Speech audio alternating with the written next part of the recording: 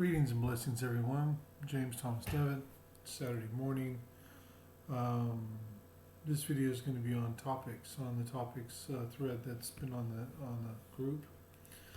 Hopefully later on today, I'll be doing the video on the Blue Star Temple. It will be done this weekend. So we'll go ahead and get right into the topics. First one, Carolyn Rose.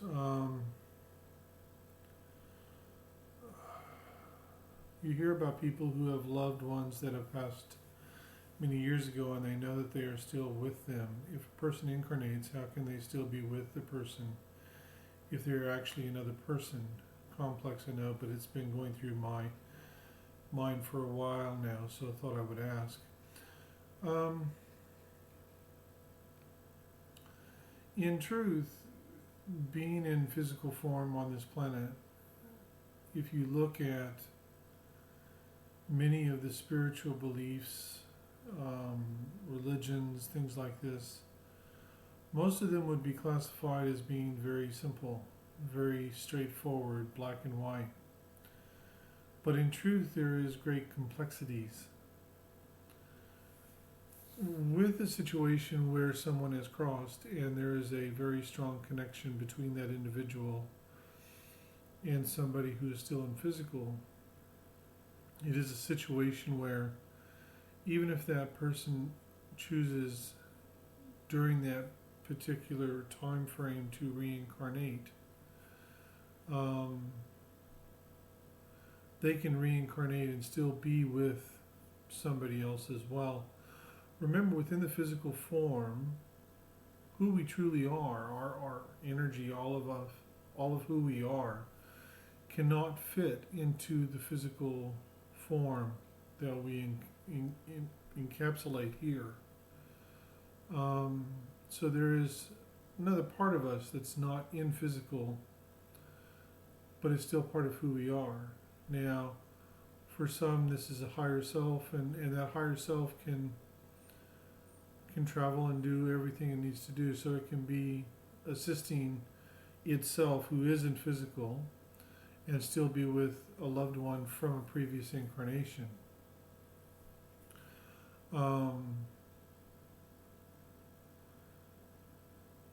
In days gone by, many times an individual would cross over and it would be some time before they would reincarnate. Now, this is still the case with some people, especially people who've had traumatic lifetimes. But there are many volunteers, as an example right now, who are crossing over and they are reincarnating quite quickly. But they can still be with somebody. And then there are those individuals who cross over and they will actually, they're the grandfather or the grandmother, and they cross over and all of a sudden they're the child of their grandchild. So technically speaking, if you want to get really technical about it, they have become their own great-grandchild, as it were. So there are many different variables in regards to that. Jenna, I have a few questions on my mind too. It may be silly. No questions are silly. Let's get that straight up, But just wanted to know, if you have lost a baby through miscarriage at only 8 weeks, is the baby still able to come through in spirit? And would loved ones be looking after it on the other side?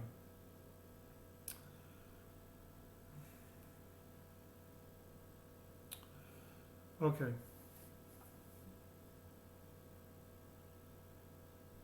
I've been thinking about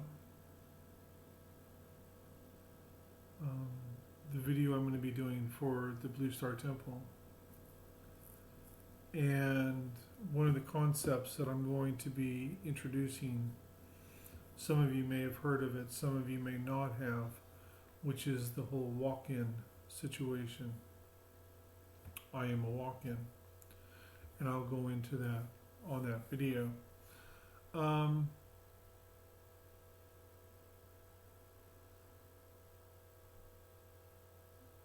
the soul that is going to inhabit a physical body,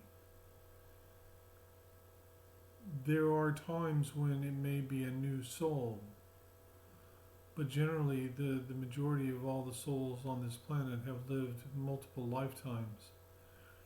So the soul, in my truth, what I've discerned, what I've been told over the last couple of decades and everything from the guys upstairs, the soul, when a woman gets pregnant, has a fetus within her, the soul that is going to become her child may enter the fetus from time to time, but does not remain there. Will come in and connect with the mother. The soul doesn't fully come into the body until birth. And that is because the soul that is going to be inhabiting that physical body has until birth to decide whether they're going to come in or not. So it's not like it's an infant soul on the other side, that needs to be looked after.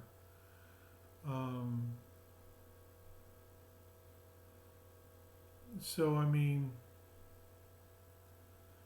it's not a silly question. It's a phenomenal question, actually.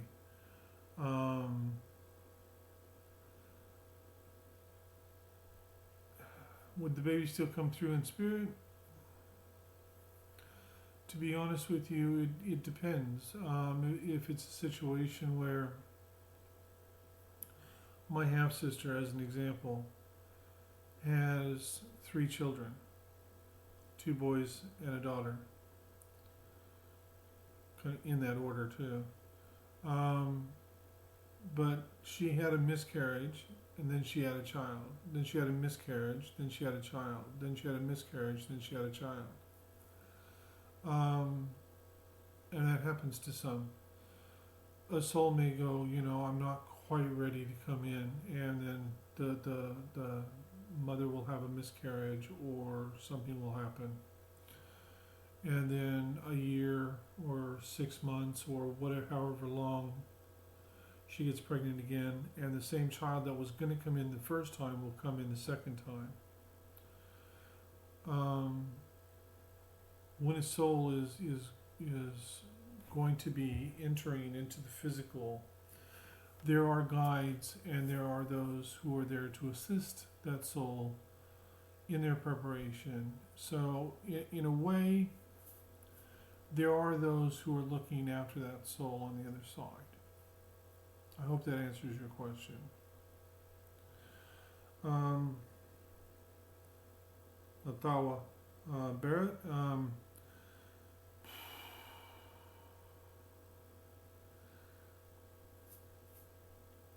no idea.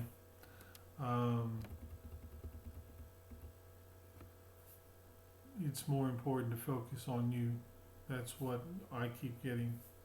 Don't worry about who will or will not come back into your life, but focus more on opening your own mana, your own wairua, and moving forward in that regard. And the one that you're meant to be with will come to you when you're ready and when they're ready. But focus on the present moment, focus on who you are and being who you truly are.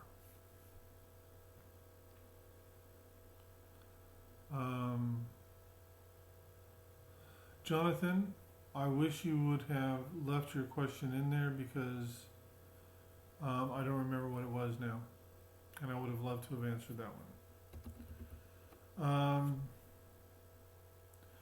Do you think anyone in spirit can become someone's guide if they want to, or would they have to fit a criteria? Who decides if they are fit to be guides, do you think? I gather not everyone who goes to spirit suddenly becomes a great font of wisdom and learning.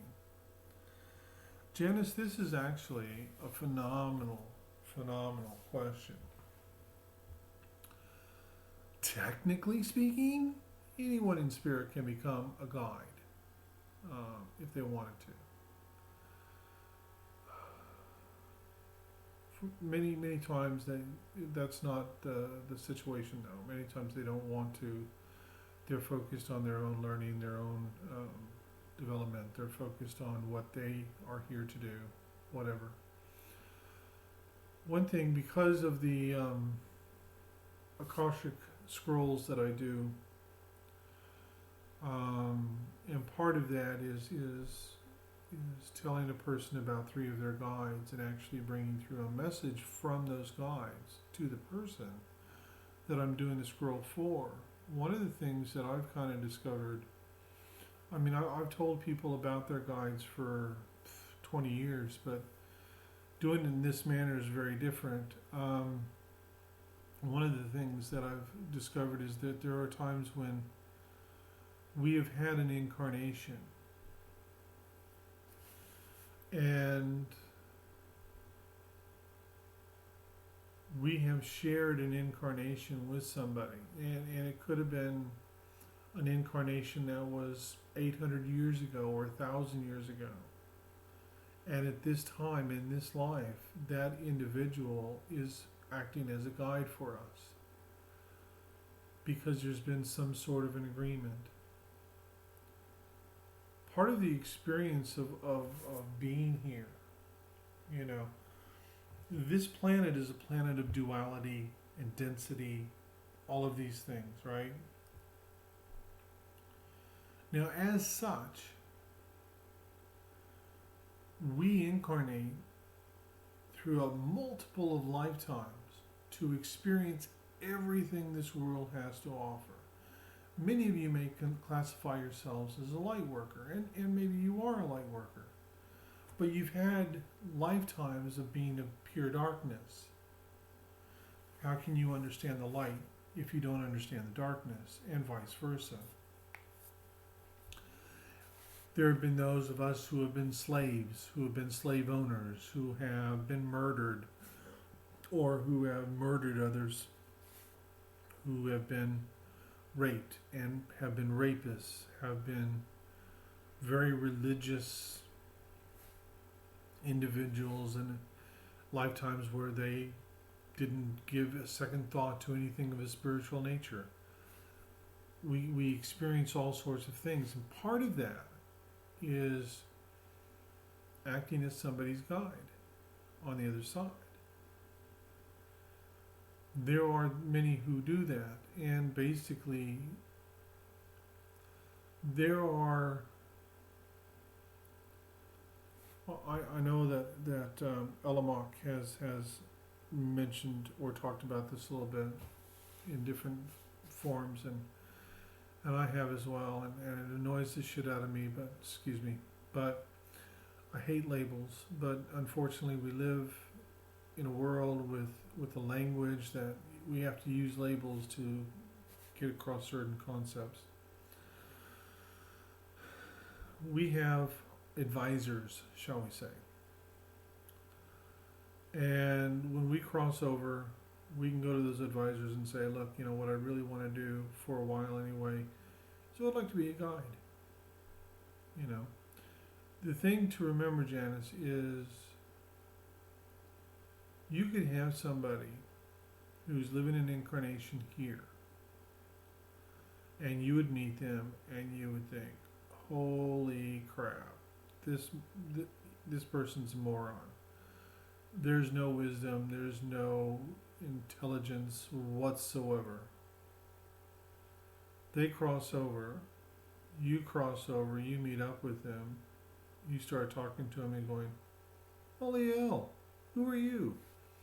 I knew you on the planet, you were a moron. What gives? Each lifetime they are experiencing different things.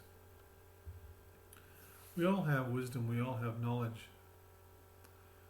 The whole part about being a guide is being able to access the individual's lifetime contract, what they are here to experience, what they're here to accomplish and do, and the individuals they want to meet. And so as a guide, their job is to try to do everything they can to assist you in accomplishing the things that you want to accomplish in your incarnation.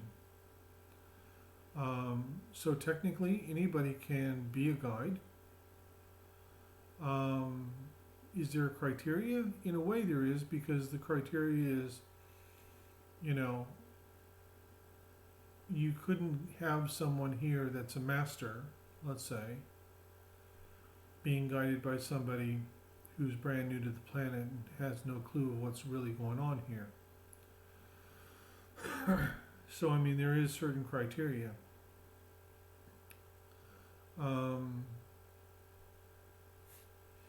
of course, the advisors, the guides, they're the ones who ultimately, you know, along with the individual, will make a determination on what guides that individual is going to have before they incarnate.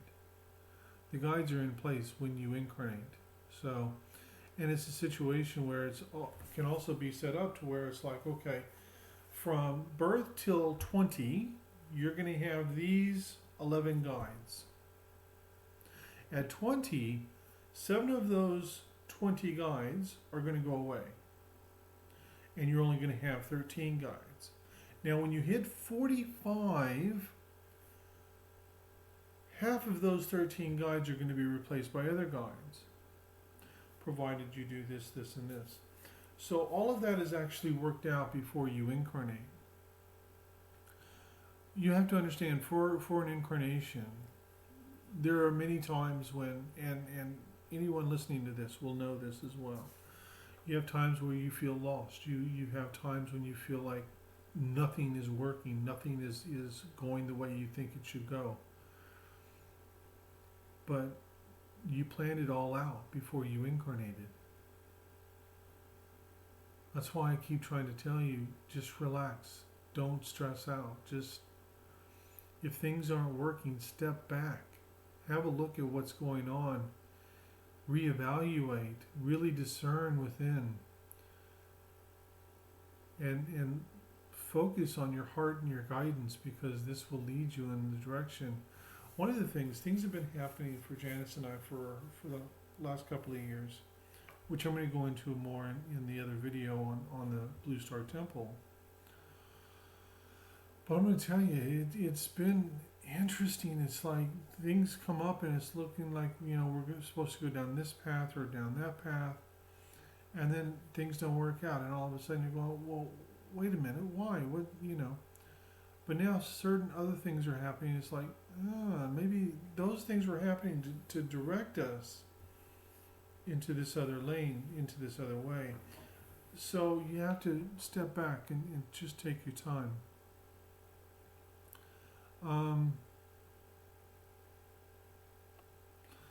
So yeah, I mean, I will let you in on a little secret though, Janice. Ultimately, you approve the guides that you're going to have.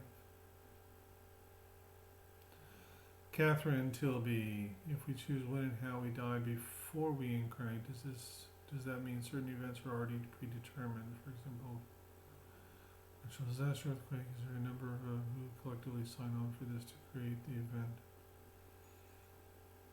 Or is the event prearranged and you opt for this exit strategy? Catherine, I love your question. And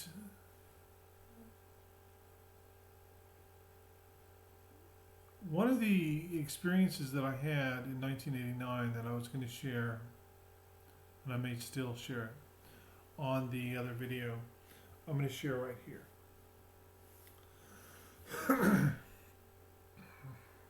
1989, Bonnie Lake, Washington.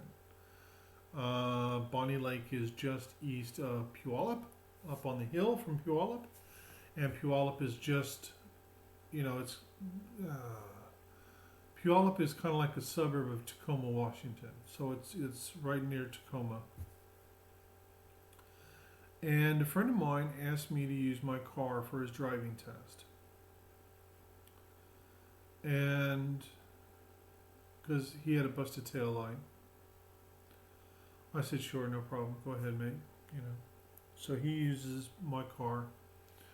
And so, in payment, shall we say, we go to the pub there in Bonnie Lake. Now, Bonnie Lake is a very small community. The pub is basically on the main road in Bonnie Lake. Behind the pub is a huge parking lot, and there's a grocery store and stuff like that. So we're in the pub. Now, when I was in the Air Force, in the like around 84, 83, 84, 84, I had been a medic. I worked medical surgical ward in the hospital over in Bitburg. Well, at that time it was West Germany. And so we're sitting there, I'm having lunch and a schooner of beer, and my mate's there, and he's having a beer and playing pool tabs. And all of a sudden, we hear people at the windows oohing and awing. And so I went over and had a look out. And there was a young lady laying in the middle of the road. She had been thrown 40 feet off the back of a motorcycle. I won't get into the accident. It really was mind-blowing that she got thrown that far, because the car that the motorcycle hit was standing still, and the motorcycle wasn't going very fast at all, and the driver of the motorcycle, her boyfriend, bumped his knee a little bit, and that was it, and somehow she got thrown 40 feet through the air. So of course, as a former medic, I went out to see if I could help her, and her mouth was open a little bit, and on her upper teeth there was blood, but I could tell. I looked at her chest, and I could tell she wasn't breathing. So I knelt down and I started to reach with my two fingers to put it on her carotid artery to see if there was a pulse. And when my fingers was about that far from her neck, there was nobody else physically around us. I felt a hand on my right shoulder, and I heard in my head very clear, very precise, "Don't worry. This is how I chose to leave." And I just froze. And I was like, okay. And I stood up and I walked back in the pub. 3 minutes later, no more than like 3 minutes later, the ambos came and they got her body going again. And I know they did because her stomach bloated from internal bleeding. And they took her away, and about a half an hour later, I'm not really sure why, not really sure who, whatever, but someone called the pub and said that she had passed away. And I'm sitting there and I'm like, I already know that because she told me.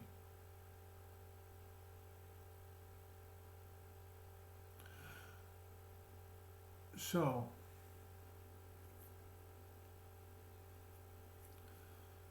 many times we do know how we're going to die.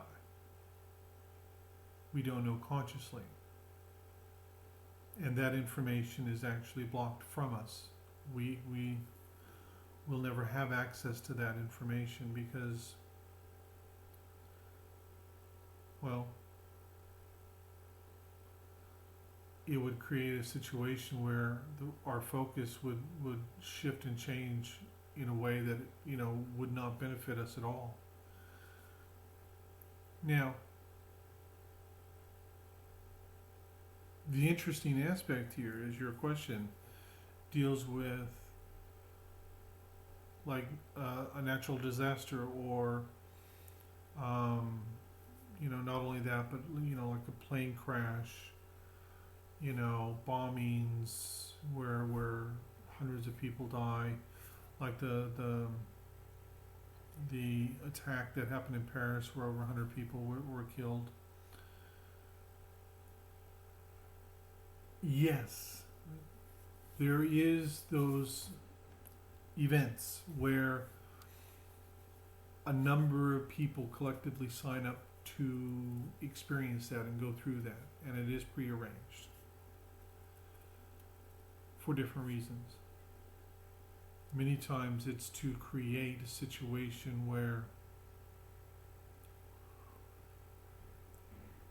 it's intended to change people's attitudes, change the way people view things. Sometimes it's done to create a particular energy on the planet.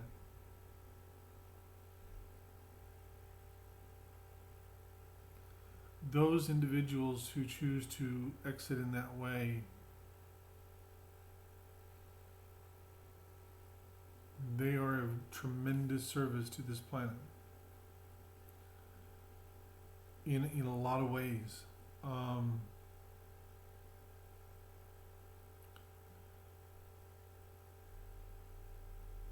I look at some of the things that have been happening on this planet over the last, well, basically since 2000. And it's all around changing or attempting to change people's attitudes towards each other, letting go of fear. And you might think, well, yeah, but some of these things are creating fear. But I know people who have actually moved beyond fear because of these events. And that's what I kind of feel is happening here. So the answer to your question is definitely yes.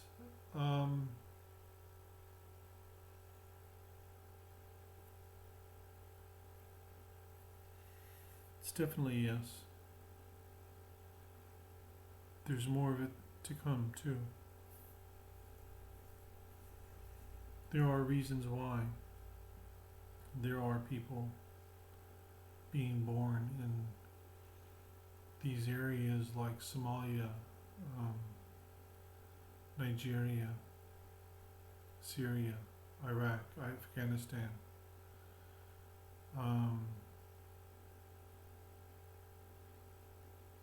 South Africa. There are reasons why people are being born in New Zealand and America and Australia. There is something happening on this planet that is major, a complete shift of perception and of being.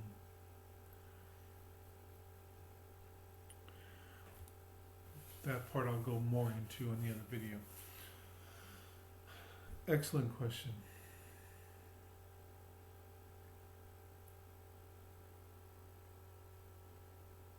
Holly. Want to know what the Akashic Records are and how do they help us? Okay, basically what the Akashic Records are. Imagine, if you will, you write a book. We have our book, The Final Incarnation. It's got an ISBN number, and so it's listed in the Library of Congress in America, as my book was published in America. And so, as an example, okay, you come here, you live a lifetime, and that lifetime is recorded. It's recorded for purposes of karma, purposes of this is what you've experienced, this is what you have accomplished, this is where you exceeded, succeeded, fell short, whatever. There's no judgment. There's no anything like that. It's like a recording place. It records everything that happens here on this planet. There are different kinds of Akashic Records. There is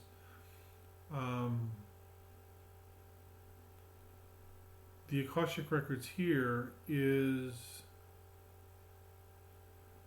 a planetary Akashic Records. Now, there is also a universal Akashic Records as well. Now, the universal Akashic Records has to do with the universe, has to do with a multitude of different extraterrestrial species around the universe, planets around the universe, things that have happened in the universe. But the planetary one, each planet has its own Akashic Records. And these record basically everything that happens on that planet. with every single individual. Now, when you have lived your life and you go, you exit, you pass away, you go into the near realms, you get to go, you meet up with your guides, you have your life review, and then you once you've had your life review, then it's like, what are you going to do? Okay, I'm going to be a guide for a while, and fine, you're a guide for a while. Then it's like, okay, I'm going to incarnate again. So they get together. You get together with your guides, and you determine, these are the things I want to experience, and all of these things. And then it's like when you're incarnating, it's like you get imprinted by your personal Akashic records. So you are able to carry your own experiences and connections, things that are connected with you on this planet, so that it assists you in moving forward into the next incarnation. When I access the Akashic records, I access generally it's the planetary Akashic records. Occasionally, depending upon the individual, I will also access the universal Akashic records. But that depends upon the person. It depends upon why they're here on this planet. It depends upon the information that they require at that time, because the scrolls are basically, in this moment, this is what Spirit wants you to know. So it's geared around that. So the Akashic Records is like a phenomenal library. And for the majority of people, they can generally only access their own personal Akashic Records. But even at that, you're only able to access that information that is relevant to you at that particular time. When I access the Akashic Records, say I do a scroll for you, I will access your Akashic Records and connect with your guides, your past lives. But it's like Spirit goes, okay, this is what we want Holly to know now. So I connect with the individual guides that are really in the more forefront with you, and give the messages from that, and then the past lives I access are the past lives they want you to know, and it relates to what Spirit is trying to tell you. And then the reading, of course, is the information from the Akashic Records that you need for your path at that time. So even though I'm able to access the Akashic Records quite easily, it's not a situation where I can go and just read everything about somebody or even about myself. It contains all of the lifetimes you've ever had here on this planet. It lists within your own personal Akashic Records who you truly are, where you truly come from, all of these types of things. So basically, it's like the planetary library, if you will, and we just call it the Akashic Records. There is a guardian or head librarian, if you will, of the Akashic Records, and they are very adamant as far as what is accessible and what isn't. And there are some areas that are off limits to those who are physically incarnated here. I mean, you might be able to access them if you're, say, in the near realms, or those of the higher realms, but only if they are required can they access them. Yeah, I hope that answers your question.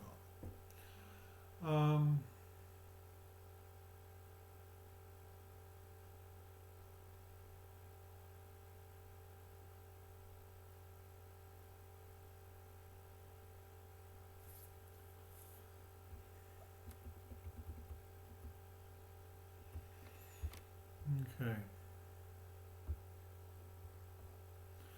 Carolyn. When people continually take advantage because you have a naturally giving nature, how do you stop this? Do you just stop giving altogether and become hard? I can't see myself doing that, but any advice on how to handle this situation would be greatly appreciated. I love giving, so I don't want this taken the wrong way. It makes me feel good to know that I've helped someone who might not be able to afford a resume. And I do volunteer work at the community center on how to write a resume, and I just love it. It's the people who just want more, and won't pay for the service or say I've changed my mind. I'm not going to apply for this position, so I don't need the cover letter you sent me. Can you write another one? And since I'm not using the first one, I shouldn't have to pay. This happens regularly. Just recently, my own kids only contact me when they want something.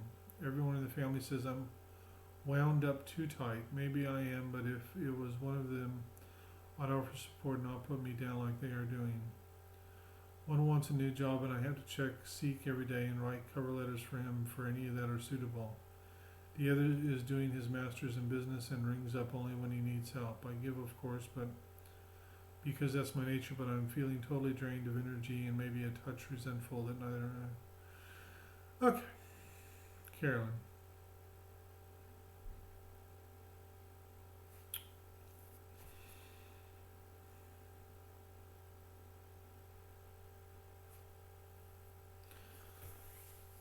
I have stated all my life, I am on this planet to be of service. And that's true. I used to do readings for free all the time. And I stopped doing that.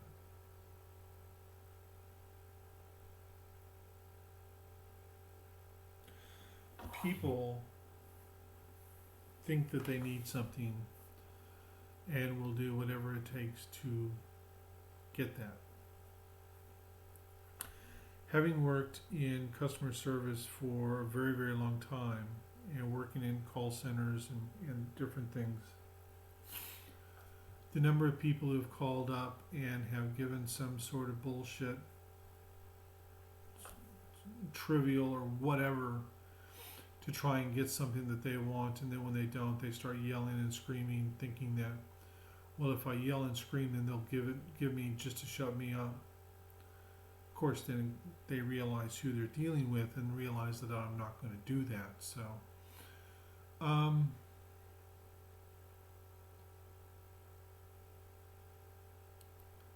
it's easy, really.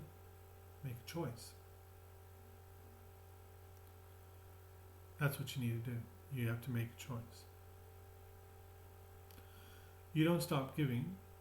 You give when it resonates, when you feel this is someone I should give something to. That's fine. If someone is just, demanding that you give this or give that, just say no. I don't think so. And stick to your guns.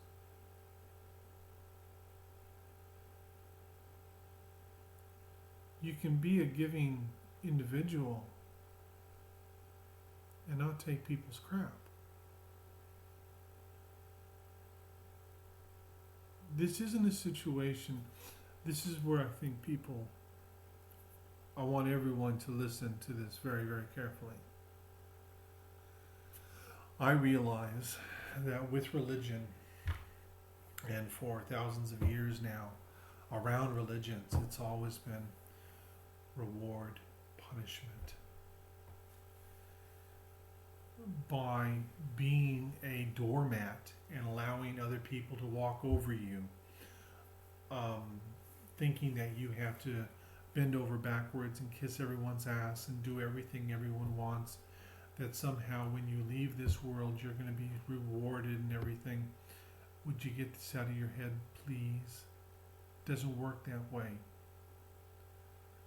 This isn't a reward and punishment place.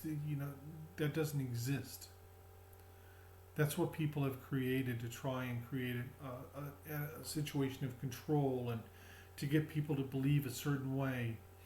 You know, there are so many people that I've met and I've known, and it's like they are Christians for only one reason, because they actually think they've been convinced that hell is real, and that if they don't believe this way, if they don't do what they're doing, that they're going to go to hell and they're going to be, all this harm and horrible things are going to happen to them. And it's all bullshit. If you want to give, you give. For me, I love making a difference for people. I'll give you an example. In 2011, I was the manager of the car parks at Wellington Airport. There are 7 car parks there. It was a massive job. At the time, my wife, Janice, worked as a social worker for refugee services. And one day she said to me, she goes, it's a real situation that we have. And I said, well, what do you mean? She goes, well, we go down to pick up the refugees who are coming to Wellington, the refugees who are going to live in the Wellington region. And the volunteers come, and the volunteers will pick them up and take them to their new houses and stuff like that. But they all have to pay for parking. They're volunteers. They're spending their money using their cars, their own petrol, all of these things, and then on top of that, they have to pay for parking when they come down to meet with the new refugees and pick them up.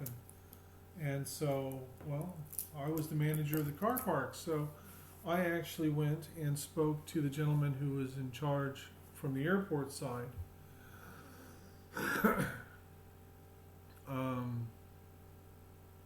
And arranged so that the volunteers and the employees of refugee services, when they come to pick up the refugees, they don't have to pay for parking. That was 2011. I've actually heard an ad from Wellington Airport that actually mentions the fact that they don't charge them for parking for when they come and pick up refugees. I'm the one who did that. Most people probably wouldn't even remember that I was the one who did that, but that made a real difference to people. When someone comes and they ask for some assistance and you're able to provide that, that can make all the difference to them. But there's a difference between someone in need and someone who's just trying to use you to get what they think they need. When it comes to your kids, you give them whatever. They're trying to create their life. They're trying to live their life, and I understand. I mean, I've got a son who's going to be 30 this year. He's living in Istanbul, Turkey. There have been many times over the years where he's gone for a long period of time and not said anything and will contact us because he needs something. Daughter's 24, she's in Melbourne. You do what you do with your kids, and you let them live their life, and when they need you, they'll contact you, and that's different. That's completely different. There's nothing wrong with that. They're trying to find themselves and find where they belong in the world.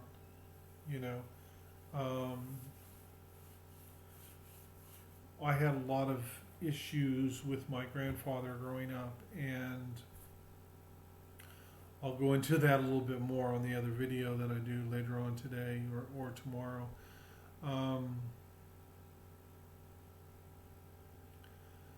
But my grandmother passed away November 30th of 86, and My grandfather really needed someone full time looking after him, so in June of '87 I went back to Oklahoma from Long Beach, California to help take care of him. And he actually, we were standing in the lounge room, and he actually asked me, he goes, "Why didn't you listen to me when you were growing up? It would have saved you so many problems." And I looked at him in the face and I said, "Because just like you, I had to make my own mistakes, learn my own lessons." That's what your kids are doing. So, if they contact you only when they need you, be happy about that, because who are they contacting when they need someone? They're contacting you. That's what you want. With the others, make a decision, make a choice. This is the way it's going to be. If it feels appropriate for me to offer to do a CV for somebody, because they're in need, fine. Make it clear. This is a one-off. Make it clear. You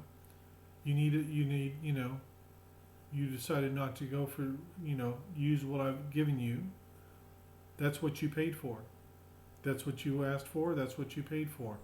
You want something else, you have to pay for that.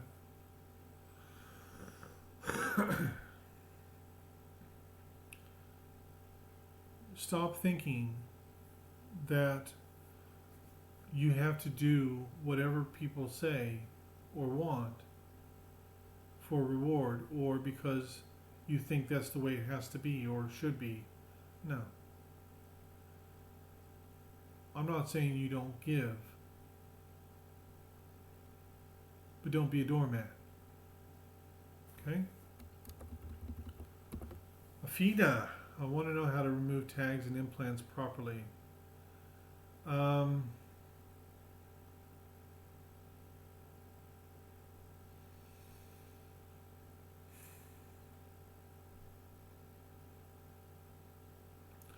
I remove these, and I have done so for over 20 years.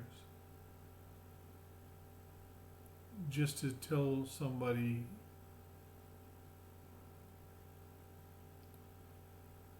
it's a little bit more complicated than that.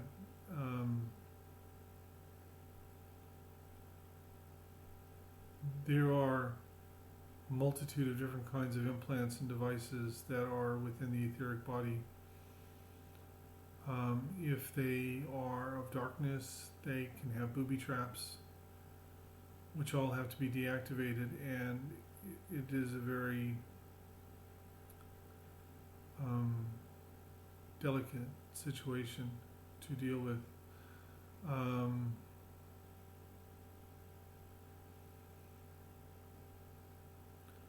Emotional tags are generally around the fact that we haven't dealt with the situation, we haven't forgiven in the situation, we haven't let it go, we haven't released it, we're still hanging on to it. People go, "Well, I forgave them, it's over with." Sound familiar, Carolyn? No. You have to, the emotional tags is a little bit different than implants and devices. I'm actually going to be teaching that in the Blue Star healing method that I'll be teaching.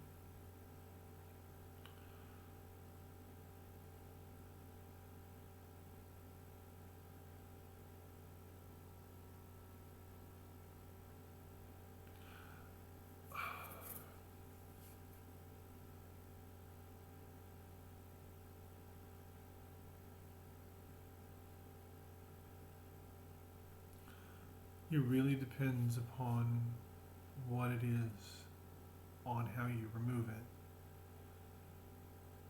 You have to bring in particular forms of protection.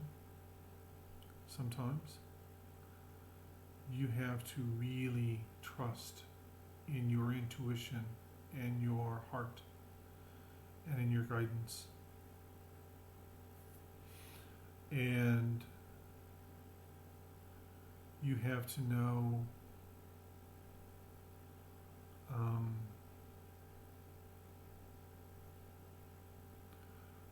about the different kinds of implants and devices. So it would really depend upon what type of implants that you're referring to.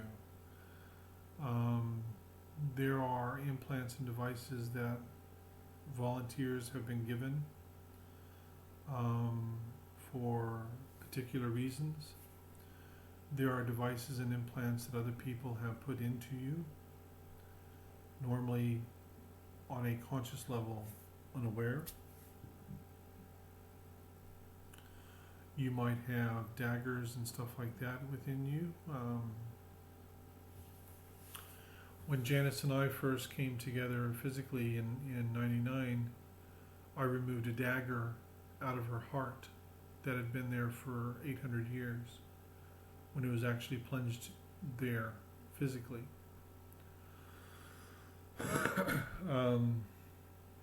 Then there are certain devices that have been placed there by those of darkness. It's all part of the game. Then you've got those devices that malfunction, and there again you have to be very, very careful in how they are removed, because if they're not removed correctly and properly, they can cause physical elements, physical problems. But not always. I guess I would need to know more about what it is you're looking for, Afina. Yeah. So that's the topics for this round, and we'll do that again another time. In the meantime, everyone have a great day. I will be doing the other video very soon. It's going to be different because you're going to find out a lot more about me and my path and the things that I've experienced. What happened in '89 with that young lady was just one little thing. But it indicated to me and showed me that we are much more involved in our path and in our lives than what we think that we are. So many blessings to everyone. Have a great Saturday or Friday or whatever time it is for you at the moment. Many blessings. All right? Have a good day.